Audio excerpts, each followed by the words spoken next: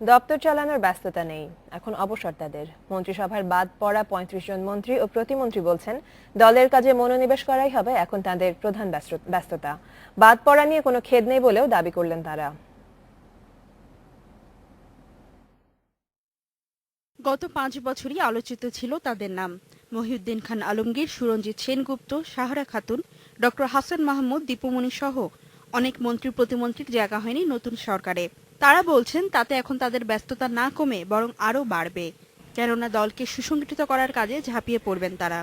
এগুলো মন্ত্রিসভা সাধারণত প্রধানমন্ত্রী করে, এটা তার প্রিয়োরিটি।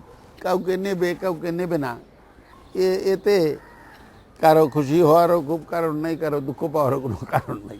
মাননীয় প্রধানমন্ত্রী, আমাদের দলের সভানেত্রী জননেত্রী শেখ হাসিনা, তারা দলের জন্য যাতে আরো বেশি করে কাজ করতে পারে সেজন্যই অনেককে বাদ দেওয়া হয়েছে। এখন আমি দলকে অনেক বেশি সময় দিতে পারবো, এবং সত্যি কথা বলতে কি, আমি মন্ত্রী হিসাবে না থাকার কারণে আমি অনেক রিল্যাক্সড ফিল করছি। নতুন সরকারের নানামুখী চ্যালেঞ্জ থাকবেই, সেগুলো মোকাবেলা করা কঠিন হবে না বলে মন্তব্য বিদায়ী মন্ত্রীদের।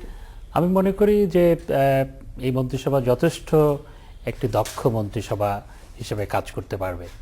তাদের যোগ্যতা এবং দক্ষতা দিয়েই জনগণের গ্রহণযোগ্যতা অর্জন করবে। এই যে বিরোধী দল আবার সরকারি দল, দুইটি ইন ওয়ান ব্রিথ, এটি হয় না, এটা যেন কাঁঠালের আম সত্য। তবে এটার উত্তর হচ্ছে যে এটি রাজনৈতিক বাস্তবতাই প্রধানমন্ত্রীকে করতে হয়েছে।